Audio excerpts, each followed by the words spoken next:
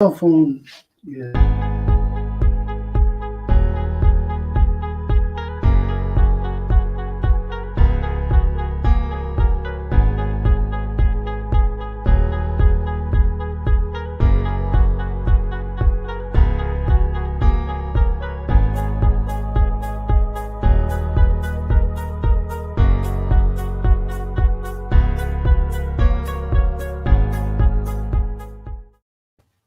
Hello, everyone. Welcome to Starfleet Tactical. I, as always, am Chris Weave, and with me I have Pat Doyle. And No, you're not Pat Doyle. no, I'm not an Airedale. So, with me this week I have Chris Carlson, who's been on the show before. Pat is currently in Norfolk, Virginia, doing Naval Reserve stuff.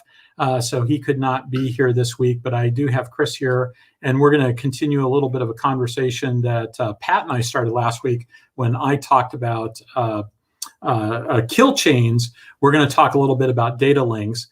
So it's going to be one of those conversations where we start off really having talking about a lot of things that are not going to mention Star Trek. Because we're going to talk about the real world, because Chris and I are both naval analysts in the real world. And, you know, that's kind of the lens how we look at Star Trek and other things, right? So, I mean, I know that that's the way I always approach things. Yep. I spend all my time going like, well, okay, how does that work behind the scenes? I know how it works when the Navy does it. One of the recurring things that I always see in Star Trek is there's all this stuff that in the Navy, people spend a really huge amount of time and a lot of effort into making it work smoothly. And in Star Trek, it just kind of works. Kind of happens. Yeah. So there's a lot of engineering magic that are taking place. So I covered both of it. I called it engineering and I called it magic at the same time. So Chris, what have you been up to this week? Working on China. Working on China. What sort of stuff working on China? We're working, Larry Bond and I are working on the China Navy Annex for Harpoon 5. And we've been struggling with older data because Western sources are, shall we say, inconsistent, if not wrong. And so we're trying to piece things together, which means you have to look at photographs for hours on hours going, that's not that antenna I was looking for. So you have to correct everything by looking at it and then comparing it to what we know, this particular piece of kit that I'm looking for, to see where it is on the ship, if it's even got it. And that takes up a lot of time. Yeah, and it helps a lot. I used to be in this business too, to some degree. It helps a lot, the fact that they got a lot of their stuff from the Russians. And so it's like you know that this particular missile has this particular antenna. I just got to find it. And if I don't find it, it means they're probably not actually using that missile for that platform. So there's a lot of that sort of stuff that takes place because you've got a lot of dedicated antennas that go with things and stuff. Whereas in Star Trek, every emitter seems to be an emitter that works for everything. So, and who'd think the Russians would come up with export names for their stuff that they didn't tell anybody but the Chinese? yeah. That's. I wonder. Did they not export that stuff to other people? They did, but they used the Russian designation when they exported it to like Warsaw Pact countries or to India. Why would they do that? I have a deal for you. I mean, if you've never looked at, for you, my special friend. You, my special friend. If you haven't looked at the 1953-54 agreements, China paid in tons of gold. Tons of gold. Tons of gold. You know, I'm seeing a situation similar to like you go and you buy a TV and there's some sort of special going on, but you go to this place and the model number doesn't quite match, and it's because that's the model number that they use for all the TVs they sell through Walmart, and all the ones that sell through Target have a different model number, so that they. It seems, you change the name because you know you're going to stick these people with a much larger bill, and you don't want them to say, hey, wait a minute, those guys got it for cheap. Yeah, and deconflicting that has, and I'm not a China speaker, so I'm doing all this through Google Translate, which is not. It's an 85% solution if you know what the topic is, but it sometimes doesn't quite match up. So you have to do some time noodling it out to figure out what the hell they're talking about. But it's coming along. I'm into the amphibs. I'm ready to sink them all. I just had an idea. Oh, wrong way. Wrong way. There you go. Okay, so we're sitting here at Chris's house, and I realized that there just wasn't any way that I wasn't going to be able to sit in this chair and not have half of my face cut off if I didn't actually just move the computer. So now it's a little bit better. But this is Chris's office. Behind us, we have a very tiny portion of his library. So I am currently up in Minnesota. It's funny, I came to Pat Doyle's hometown just about the time he was getting on an airplane to fly to Norfolk. So I won't catch Pat on this trip, but I will catch him on the next trip. So what else has been going on with you? Anything special going on? Well, I should say that earlier today we had lunch with John Parshall. So John is one of the co-authors with his, I'm trying to remember what. Tony Tully. I could remember Tully. I couldn't remember Tony. They wrote a book called Shattered Sword. It's the story of the Battle of Midway, but it uses a lot of Japanese sources. That sort of the archetypal case of this was that there's flight deck logs, et cetera, that were salvaged from the Japanese carriers, like the flight deck officer at great personal risk. When he left, he took the flight deck log with him because that's what his job was, to maintain this log. So he took it with him. And then when the Japanese Navy is trying to cover up the fact that they lost the Battle of Midway so badly, they told everybody to destroy the records. Well, this young officer risked his life to make sure that flight deck log got evacuated off the ship. He's not just going to destroy it. But he was told to destroy it. So what does he do? He wraps it in oilcloth and buries it in his backyard. And it sits in his backyard for 60 years. And then as these guys started getting older and started dying off, they started telling their son to go dig underneath the tree. You'll find a package. And it's the flight deck log from a Japanese aircraft carrier.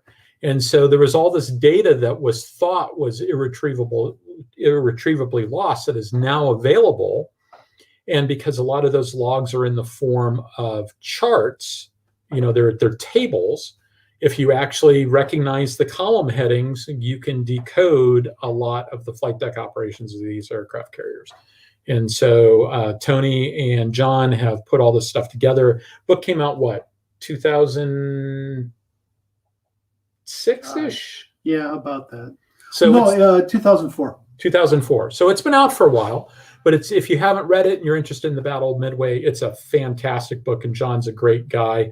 And we'd probably have John on the show tonight, except for the fact that he's not really a science fiction guy. Not really. really a science fiction guy, and he's not really a war gamer.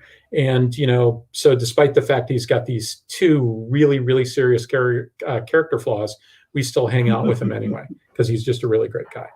But we had lunch with him today, and it was always great to talk World War II naval history with John. I first met John when I was a professor at the Naval War College, and he came to talk there. And I got a chance to have lunch with him there and see his talks there, and they were just really, really fantastic. And we've kept in touch ever since. So if you want to see him, and you're familiar with Trekyards, if you go to his YouTube channel, he's had 2 sessions where John has come on and answered questions about the Battle of Midway and things like that. And they're well worth it. Trekyards is one of those guys. I mean, he covers a wide waterfront. He's pretty meticulous in his research. There's a few places where he maybe puts 2 and 2 together and gets 22. But I'd say he's correct a lot, far more than he's wrong. Yes, he's far more right. And he often sees the nuances to being right that a lot of other people have missed. Yeah, and he does some really incredibly detailed stuff. Like he did a multi-part series on salvaging the ships from Pearl Harbor.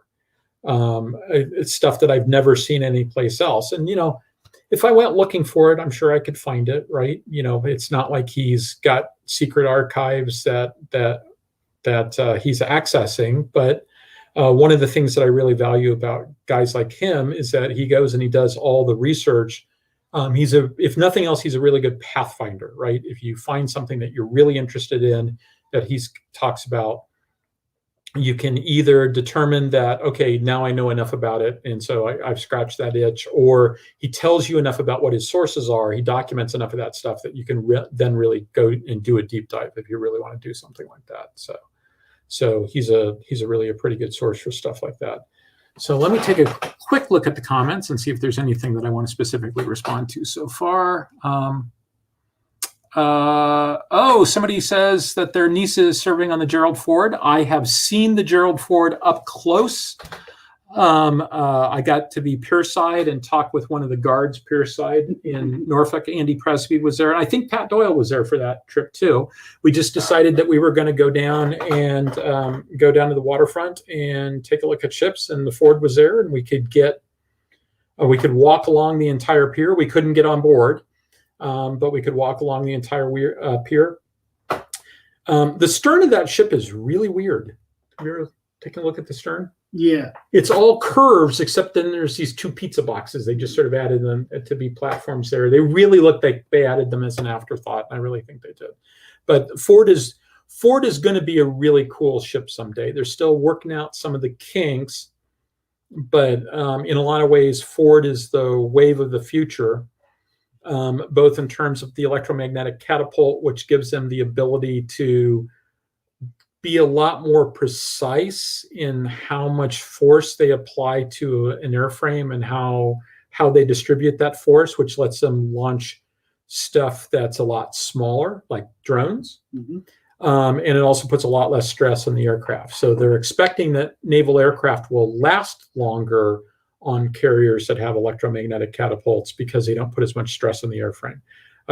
Carrier aircraft take a real beating, and so they're trying to reduce the amount of stress they put on them. There's other things that if you've ever been aboard a Nimitz, you've been in the hangar deck, there's about a third of the hangar deck is clobbered with test equipment. And it's just because those hangar decks were originally designed in the 1960s. And over the years, they've added gear. And even if there's spaces for that gear outside of the hangar bay, the issue is a lot of it's an engine test thing. So you need to be able to move an engine right up next to it. And so you need to have these approach lines, right? And so engines don't turn corners very well, et cetera. So you ended up putting all this gear in the hangar bay. And as a result, about a third of the hangar bay is clobbered by all this test gear. Well, on the Ford, all that test gear is out of the hangar bay with appropriate corridors so that they can get the things that need to be tested to the test gear and stuff like that. And as a result, they have that third of the hangar bay back. So it's like getting a hangar bay that's 50% bigger than the usable space they have in the Nimitzes. And so when you add up stuff like that, it's Ford has the potential to be a really dramatic improvement over what we're seeing with the current Nimitzes. Don't get me wrong. I love the Nimitzes. But it really has a potential to be a lot of improvement, and it's kind of a smart looking ship, except for the two damn pizza boxes on the back that they just sort of welded on. I've noticed that the island keeps moving aft, so I think that the next class of ship will have the island on the stern, and the class after that it will be towed behind the ship in some sort of pod.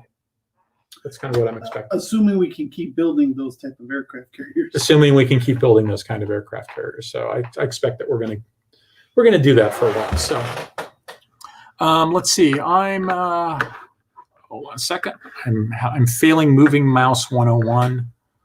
Okay, I'm just going to take a real quick look. Okay, I'm all caught up, I think, on all my comments on previous episodes. So if anybody's interested in going back and seeing that stuff, go for it. It'll be a couple of days before I do this one. It's that electromagnetic system is having some teething issues. It is. It's new technology. I mean, aircraft carriers had teething issues for a long time. And just in general, it took them a long time to sort of figure out how to do flight deck ops. how to not run the airplanes into each other, how to do all that stuff. So that's one of the things that people sometimes don't understand, is that when you get basically for things like this, and for high performance aircraft in particular, you're pushing the envelope. And it's very easy to say, well, this was somehow a failure because there was unexpected problems. Well, you're pushing the envelope. You're moving you're advancing the state of the art. You're not going to be able to predict that in advance, because if you can, it's not really the state of the art. So you run into problems like that all the time. So that's not that big a deal. So what else is going on with you? Anything? No, pretty much China has been sucking up my life, trying to get this annex done so we can get that out the door. And then we're working on a pre-dreadnought supplement to Dawn of the Battleship. And of course, that means I have to do this time warp 100 some odd years, because we're dealing with the Sino-Japanese War and some of those other minor little skirmishes. So that puts us, like the late 1880s, early 1890s. A little bit of a shift. So let's see. Are you and Larry, do you have any novels in the works? Anything in the No, really not much in the writing. Larry is really enjoying running a successful company. He's having a ball. And we are kicking out supplements that take into account better history, because we do a lot of digging, and we tried to bring forward the issues that showed up during these engagements, like with the Sino-Japanese War. There was a lot of corruption in China. I know people will find that difficult to believe, but a lot of these ships went to sea with guns that couldn't fire, and if they could fire, the shells didn't explode, which, in a naval battle, that's kind of a disadvantage. Tell them what you told me earlier about those shells. Some of the shells that went through some of the arms depots, the explosive was taken out and replaced with sawdust, and some of the propellant was taken out and replaced with cocoa powder. Last time I checked, neither one is explosive. Yes, and the reason why they were doing this is because the people running the depot were selling those materials for their own personal profit. How did the Sino-Japanese War turn out for those people? What, for the Chinese or for those people? For the Chinese. Bad. Very bad. The Japanese cleaned their clocks. Yeah. And they still lament it to this day. And understandably, I mean, they were just about everything they sent out at the Battle of the Yellow Sea, was either sunk or they lost. I mean, it was captured, because Japan got a couple of their battleships and they showed up again in the Russo-Japanese War. They actually captured ships? Yes. Wow, that doesn't happen very often in modern naval combat. And by modern, I mean steam-powered. Yeah. World War I, there was some. World War II, not so many. Yeah. So for what it's worth, I was going back through all the different shows and sort of adding comments. And one of the things I noticed is the number of times I've been pimping Lash Up.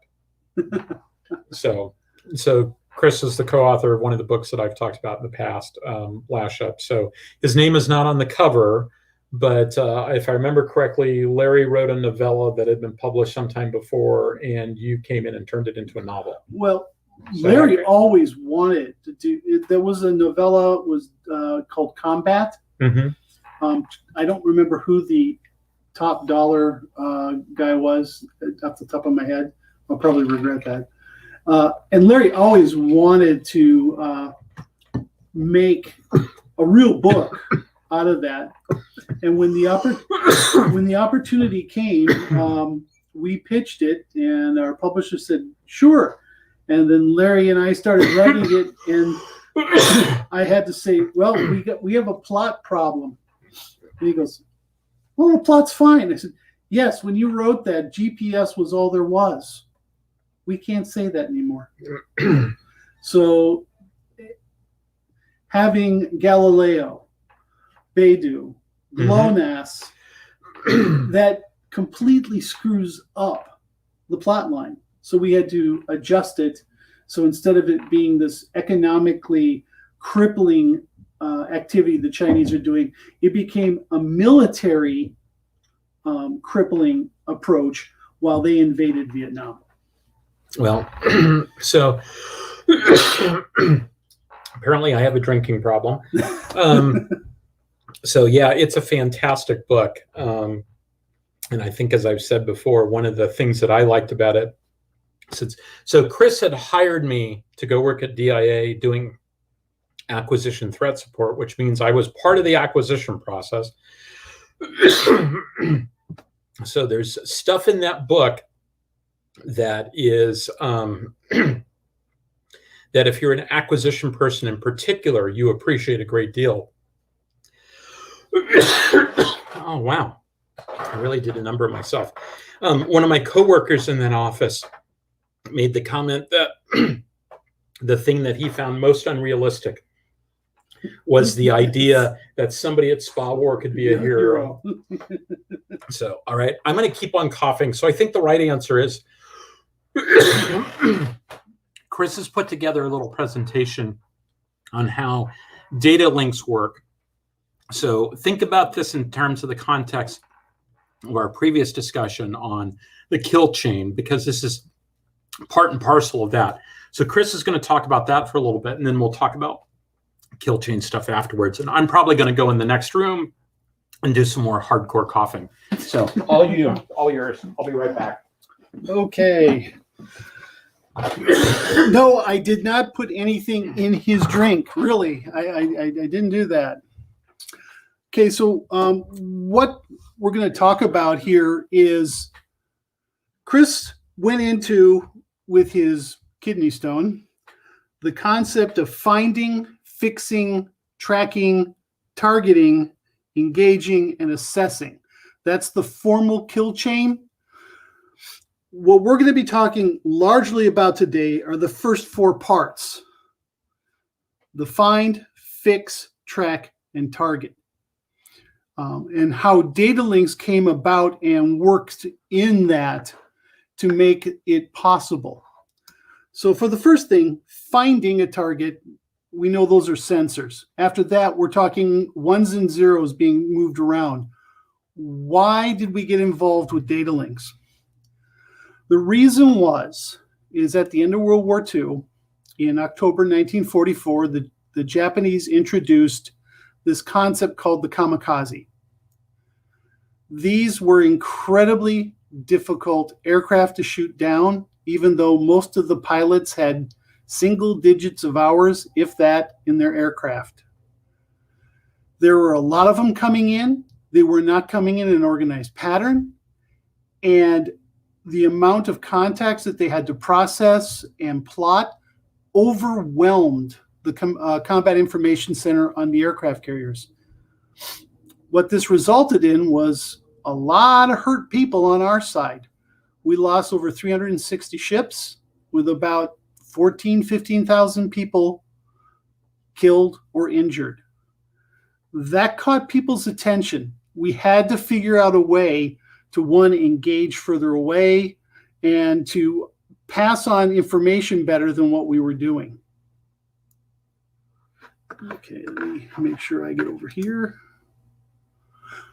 So in World War II, everything was done manually. Detection was done manually. You had a guy staring at a PPI scope. That's that round circle thing in the front. You had an individual who was taking his contact data and writing it on a plexiglass board, writing it backwards so that the officer in control there could read the information. And then they had to transmit this data to other ships and other aircraft by voice. It was really slow. And if you had more than like 15 or 18 different contacts, it would saturate the system. You couldn't keep up. That's how the kamikazes got through. Now let's speak ahead to the Soviet Union. They wanted to hit aircraft carriers far away from Mother Russia. The problem is that the ship doing the firing can't see it. It's too far away. Mother Earth gets in the way. So they devised an aircraft and a data link system called Success. It was Uzbek in Russian.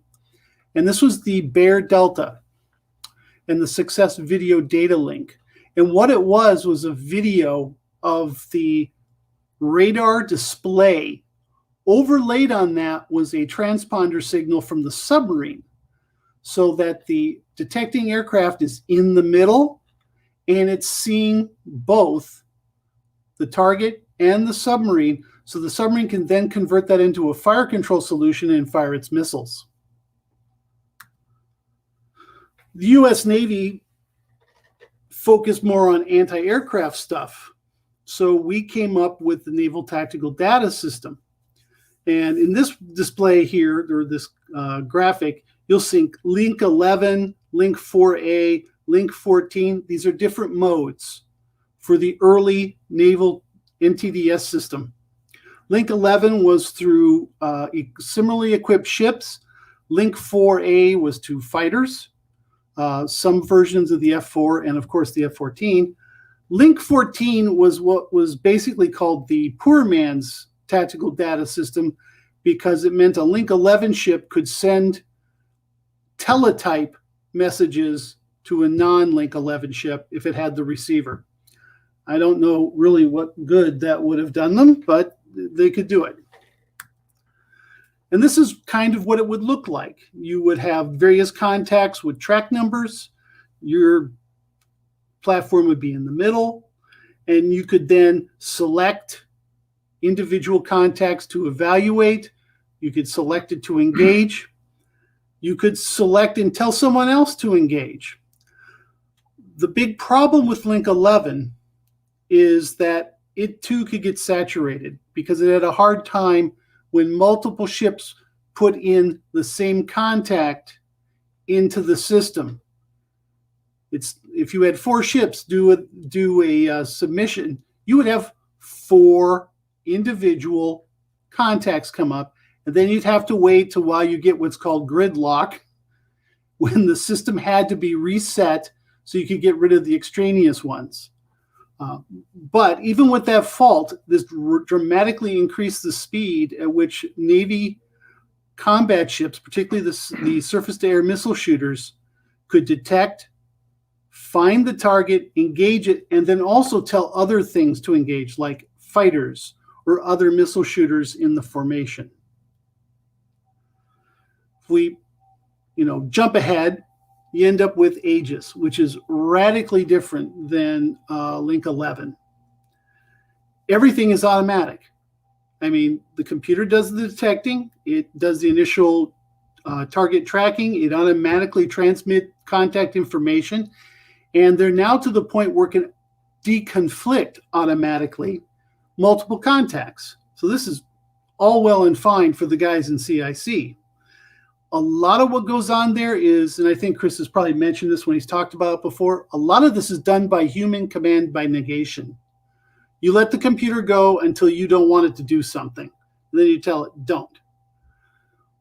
Both are surface-to-air missile systems. Right now, Standard Missile 1, we're not having 1, Standard Missile 2 and 6, all go back to a project that started in 1945, as well as the Naval Tactical Data System that started in 1955.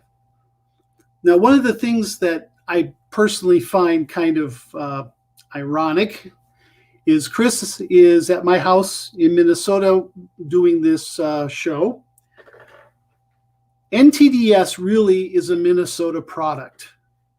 I'll say that unabashedly. The 2 naval officers who really ran it were both University of Minnesota graduates, electrical engineering.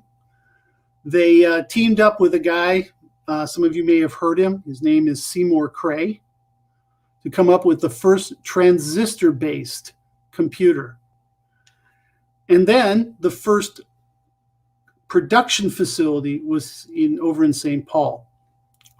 So a lot of the development of NTDS was right down the road, literally, from where I'm at. So it's a little interesting to be talking about it here now. Today we have what's called Link 16. Link 16 is an Uber NTDS architecture. It can talk to just about anything it dang well wants to. It can talk to other ships. It can talk to ground forces. It can talk to aircraft. It can talk to drones. And it's all coordinated, and data is all passed in real time. And that's very important. As targets get faster and faster, the data has to move just as fast. Now, a lot of this stuff requires a lot of antennas and kit way up high on the ship. You can see here the main data links for a Burke-class destroyer. You've got the cooperative engagement capability one. Those flat panels allow an Aegis ship to fire out a missile at a target it can't even see. It receives data from someone else who will take care of the intercept. This ship that is only a shooter. It doesn't do any of the directing. That is a huge improvement over what we've had before. The round dome in front is called HawkLink. That's what allows the Burke to talk to its helicopters. It's a dedicated two-way, so that it's very highly directional. So if a helicopter sends back something, the Burke may have to retransmit. It's just not a blanket statement to everybody there. And then that right to the right of the HawkLink, you'll see a little bit of a torus. That's the Link 16 data link. The other stuff in there, it deals with navigation or electronic warfare of one ilk or another. But these are the kind of antennas you now see on modern warships to be able to exchange data to their own aircraft, other ships, or even via satellite to a ground station. So let's take this concept of data link, which is moving data from a sensor to your fire control system, but this information isn't coming from your ship. It's coming from somewhere else. And it's got to be integrated in, and it's got to be processed so you can turn it into a coherent picture. You don't see a lot of this in Star Trek, largely because they make it, like as Chris said, it's almost magic. But we do have a couple of hints at it. One was in the episode Redemption 2. This was the two-part episode with the Klingon Civil War, where Starfleet knew the Romulans were sneaking in supplies to the other warring party, who was not the legitimate chosen leader. And they set up a way to try and track them. And they did this with a tachyon network. That word network was a combination of sensor and data, so they could all get a detection and be able to react to it. That's the real purpose of a data link, is to take information and allow you to use it to achieve a mission objective. The other time we see it kind of sort of is in Nemesis, where you have Data and Captain Picard in the Astro Lab trying to figure out what's going on with the Scimitar, and getting positioning and conditions from a bunch of Federation Starfleet ships in a battle group Omega that Jean-Luc Picard's been ordered to go meet up with and then take command. A lot of the stuff that Picard would be sending out would be his tactical scans of the Scimitar, giving them all their updates, everything they've witnessed, so that the battle group would have the same information he did, which would be crucial to taking on a ship like Scimitar, which was very formidable. Okay. So I would add to that. So I'm back. I didn't die. I'm not dead yet. I would add to that. There's that scene in First Contact where Picard's saying basically shoot the trash compactor, and everybody's going, but it's a trash compactor. But no, go ahead and shoot the trash compactor.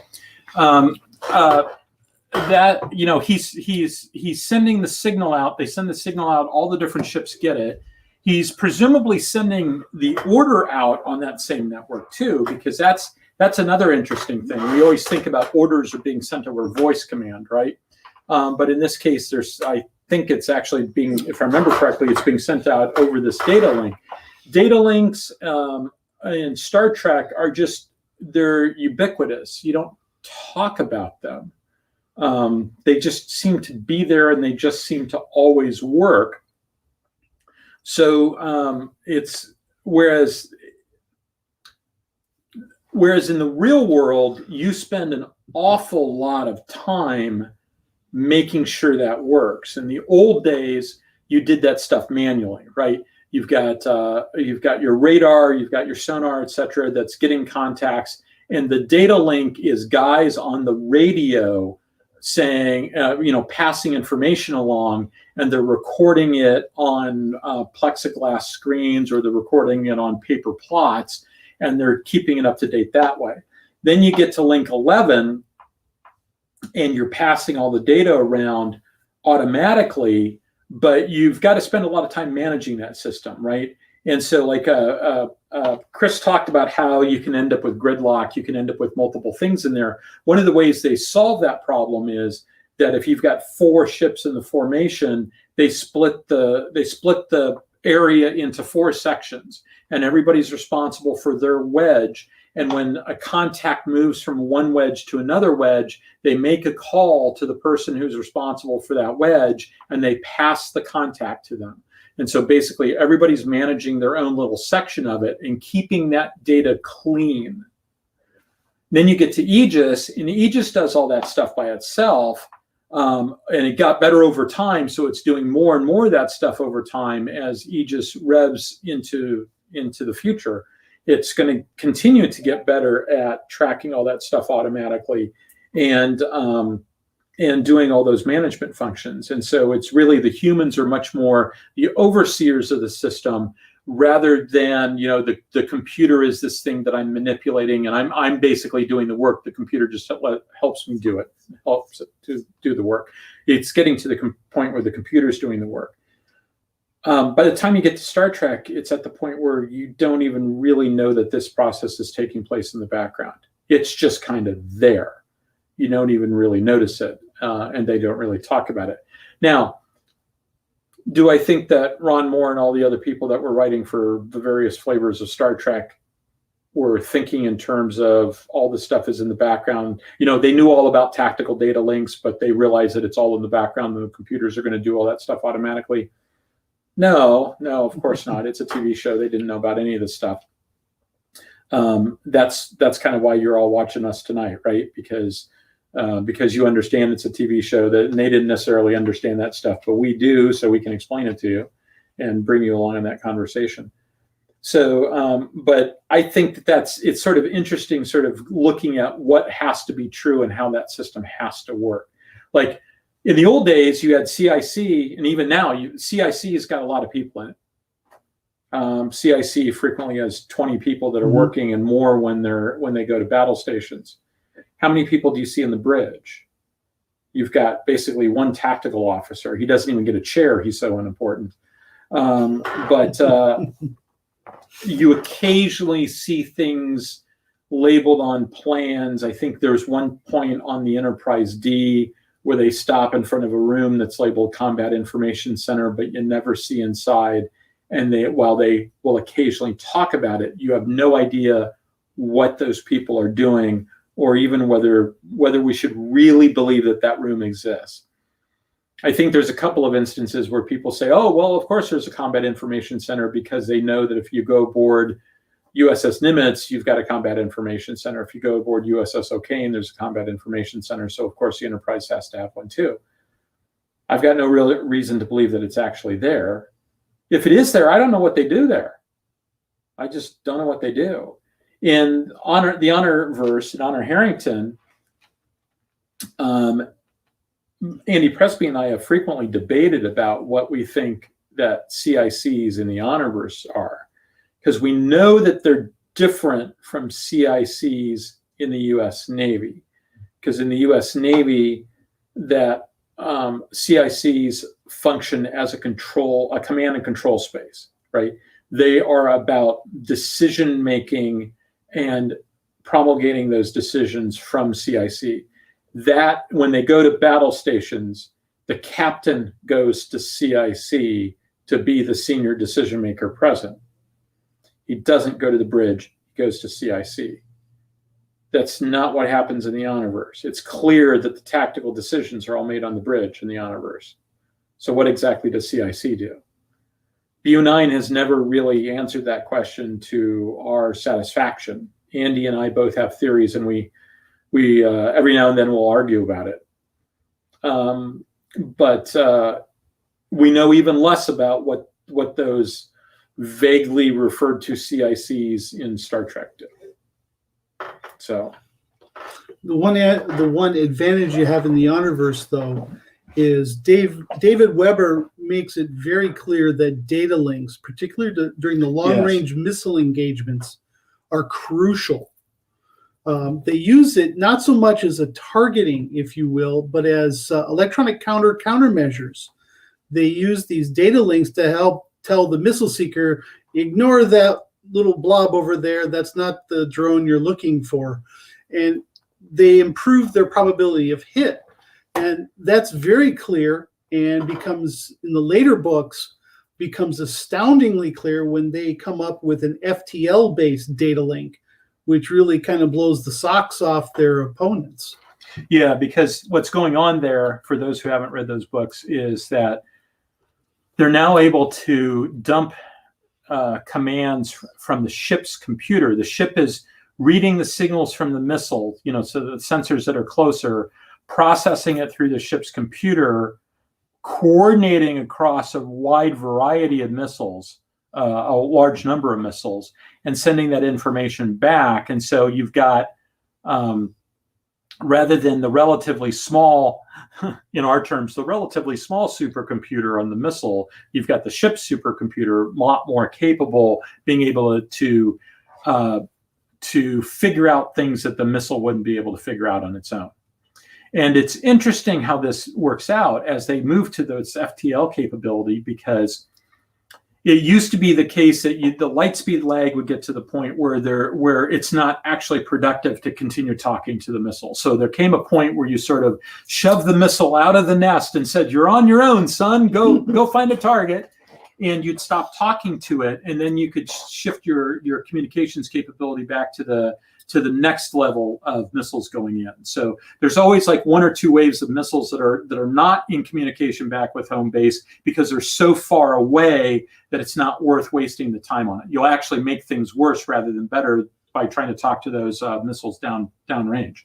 And so you pull that information, you pull that back, and as a result, you're continually recycling those data links. Well, now you add in a FTL capability, right? So you're not only have you, due to other changes that have happened in the Honorverse, you've now are firing much, much larger salvos. So you need increased capacity to do that stuff.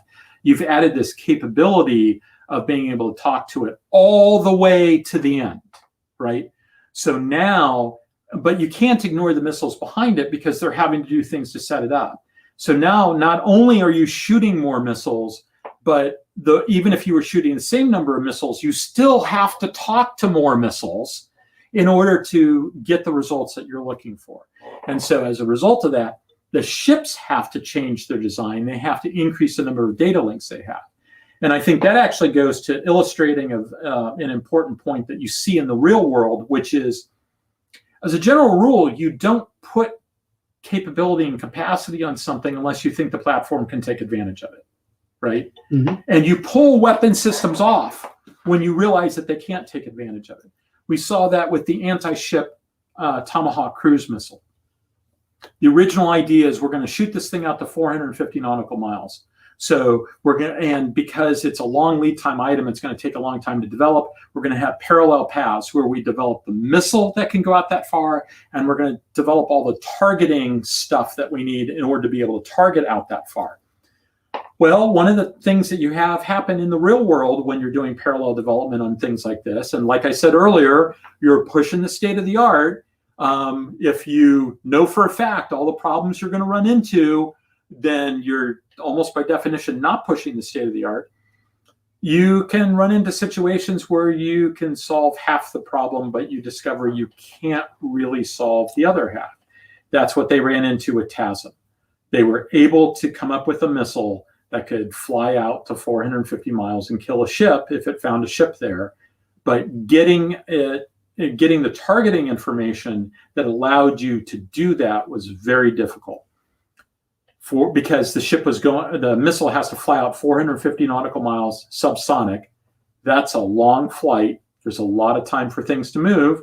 And when it gets there, it's got a seeker basket that looks like that, right? So it opens the seeker basket, and if it's not pointed in exactly the right direction, if the target's over here, for instance, it could be right on top of the target and still not see it because the seeker's pointing in the wrong direction.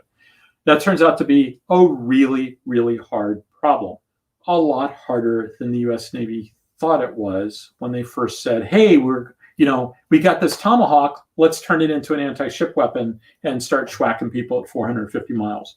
So they deployed the Tomahawk anti-ship missile to the fleet, waiting for the sensors to catch up, and they didn't.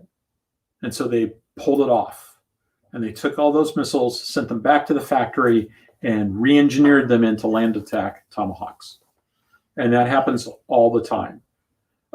It's also a fallacy to think that the next generation of ship is always more capable than the one it replaced. It might be more capable in interesting ways, like it's more capable because it's cheaper and we can therefore buy more of them. Or it's more capable because it costs less to maintain and therefore we can buy more of them. Combat capability is not always the thing that you're optimizing on. And in some cases, it's like, look, we just don't have the budget. And the old ones have been rode hard and put away wet. And we're reaching the point where the maintenance costs are escalating geometrically because it's old and tired. And we just have to get rid of these things because we can't afford them anymore.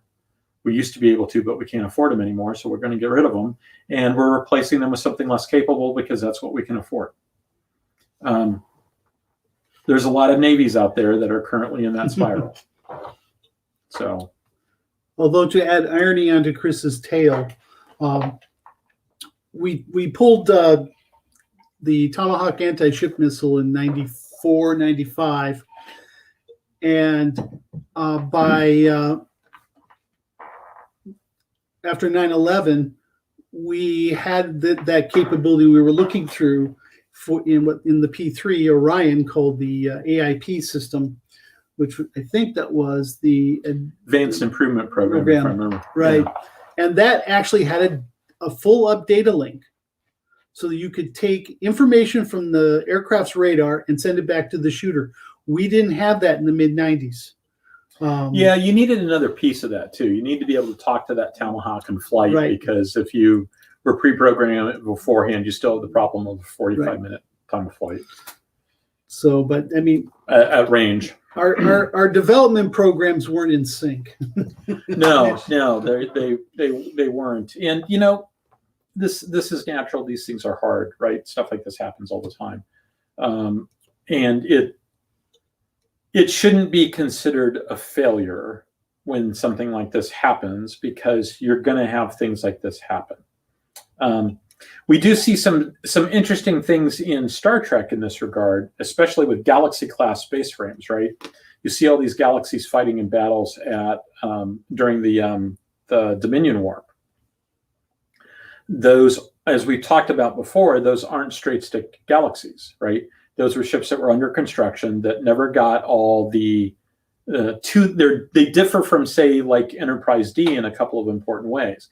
They never got all those extra science labs. They never had the daycare facility. You know, they never had the water park, and you know, the Disney rides and all the other stuff that the regular Galaxy class has.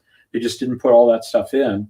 What they did put in was extra capability, extra generator capability for shields, extra combat capability as a general rule. They put all that other stuff in instead.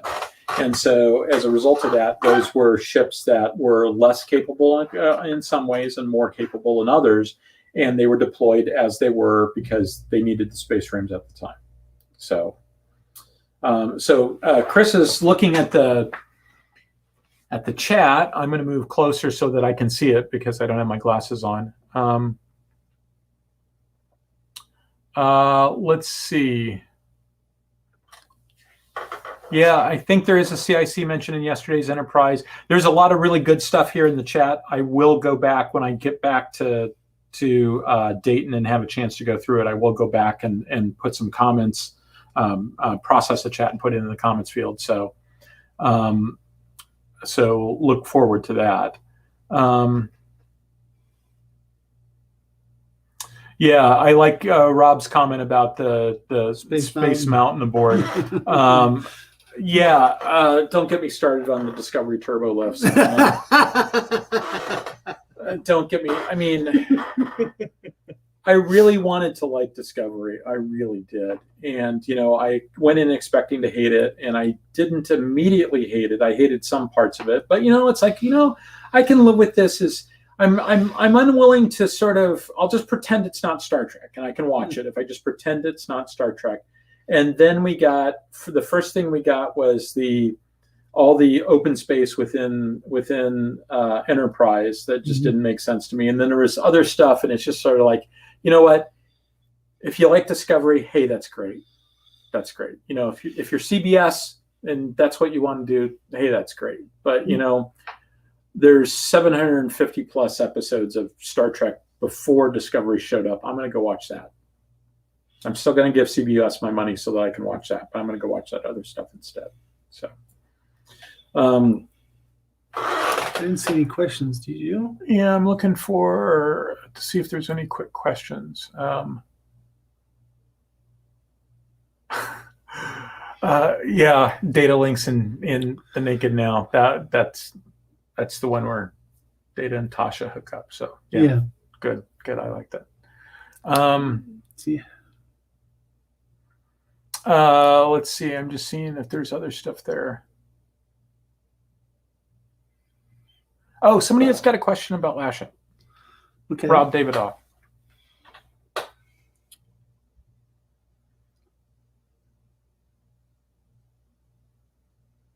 Well, it's not exactly flight ready. That's what we spend about half the book making ready.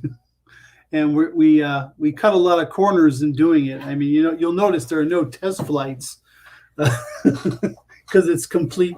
It's a secret.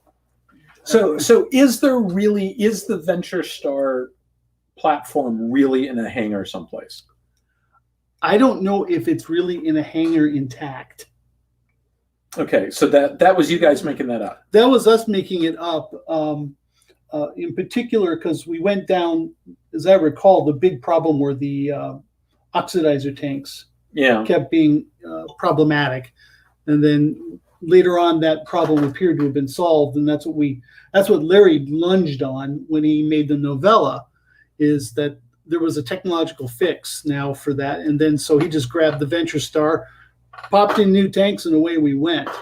In Lash Up, we stretched it out because there was a hell of a lot more that had to be done. Yeah, and so there's a YouTuber named who goes by the moniker Curious Droid, and Curious Droid did a thing on Venture Star, did a little thing on Venture Star, and he talks about those tanks and about how they,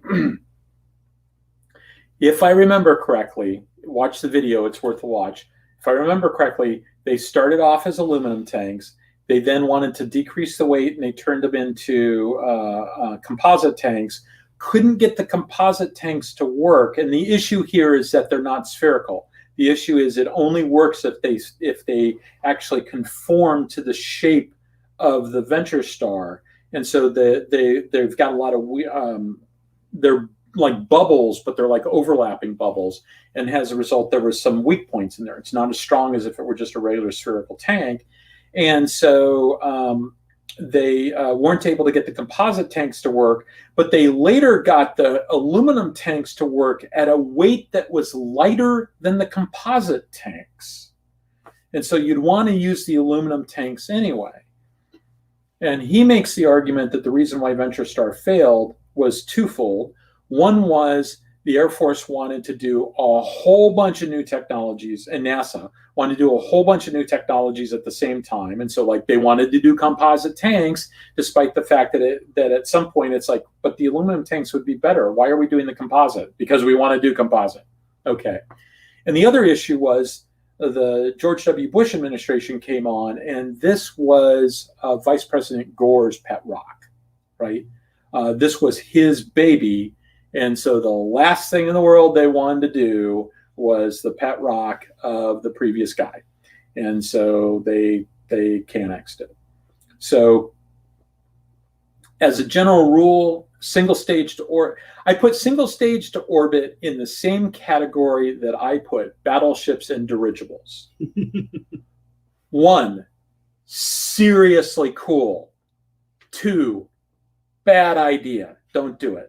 Seriously cool, but it's a bad idea because it just doesn't work. Either never worked or doesn't work anymore. And especially Elon Musk has shown us that if you can land that first stage pretty much every time, you can stick that landing. You don't need single stage to orbit if you can make everything else reusable. You really don't. It doesn't get you really anything at all at that point. It gives you a little bit of refurbishment, et cetera, et cetera. But, they're at the point now. I mean, Elon Musk is going to be at the point where they're going to have I think his goal is to have the super heavy booster already refurbished, ready to go by the time the Starship lands on it. Or I actually think what's going to end up happening is you're not going to see the same booster flying with the same Starship because they'll have another Starship ready and they'll just pop that one on and they'll constantly be cycling through it, right? They're going to constantly be mixing and matching parts in the same way that the same airline pilot, every time Pat gets in an airplane to fly, it's not the same plane because Pat as a component of that system and the airplane as a component of that system, they're operating under different maintenance cycles, right? They're operating under different operational cycles. And so sometimes he's going to fly a plane that he's flown before. Sometimes he isn't. You don't have to link them together anymore. I suspect that's what Elon Musk is aiming for. So anything else up in there you see? Directed energy weapons platforms, like that's DEW is very interesting. I'm not sure how much of it we're going to see on Ford. Wouldn't surprise me if we didn't see air defense stuff on Ford. That might be DEW. I assume, I believe it is the case that Ford has a lot more electrical generate. Well, I know it does because of EMS. And the thing about the electrical stuff is that it's like, okay, we're not shooting airplanes right now, so we can, or like, there's incoming missiles. We need to stop shooting airplanes so that we can shoot the lasers, right? But not the railguns. So you can sort of, power is very fungible. And, while I hate the Starfleet battle model of we're going to have to constantly be fiddling with moving power from one thing to another, it does work. That model does work from when you're talking about like air defense versus shooting airplanes, right? Because they're not things that you need to do at the same time.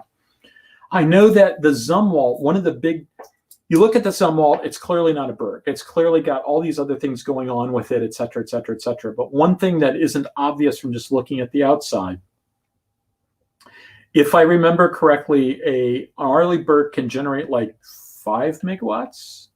Isn't that right? 5 megawatts, 7 megawatts, something like that. I think it's going to be 7 or 8 on the Flight 3s because they added extra power generation because they needed more cooling. Yeah. So on the Flight 3s, but we're talking like under 10. Oh yeah. The number for the Zumwalt is like 70 megawatts.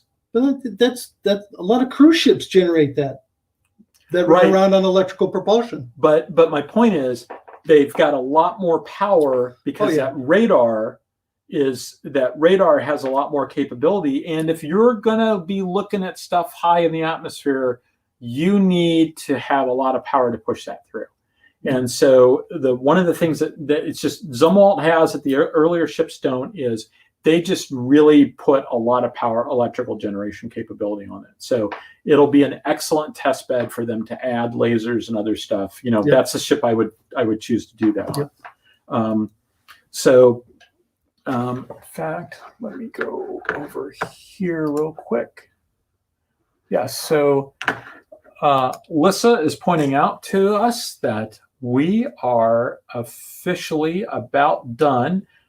So, Chris, any last minute thoughts on this? Have a safe trip home.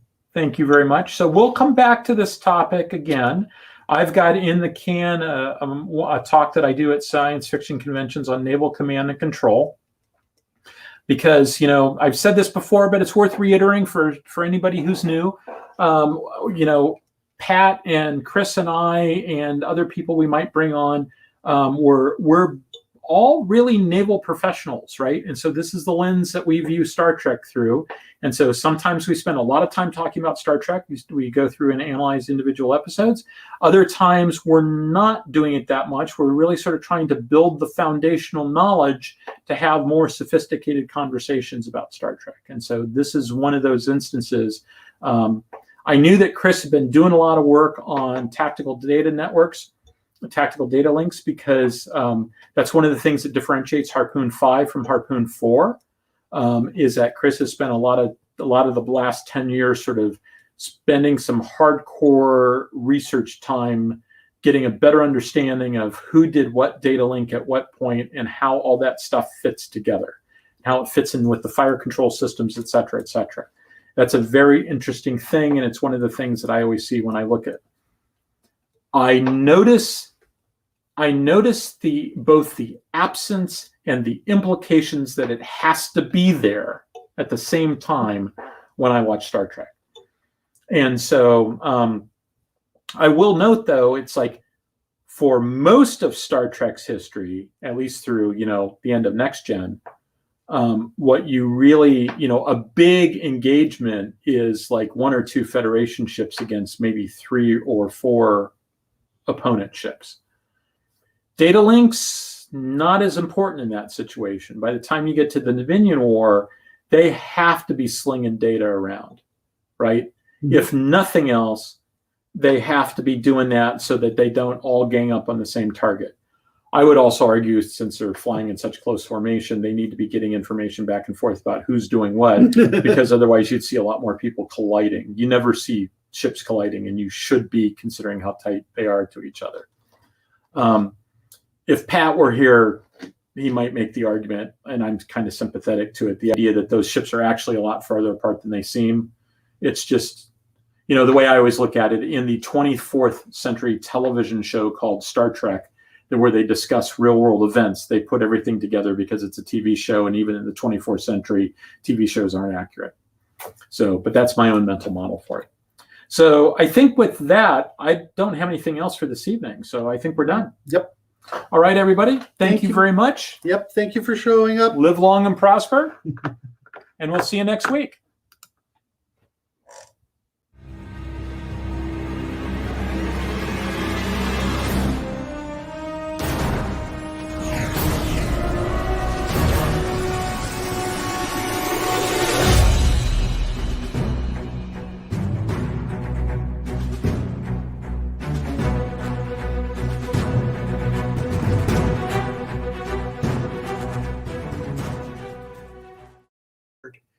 On a soccer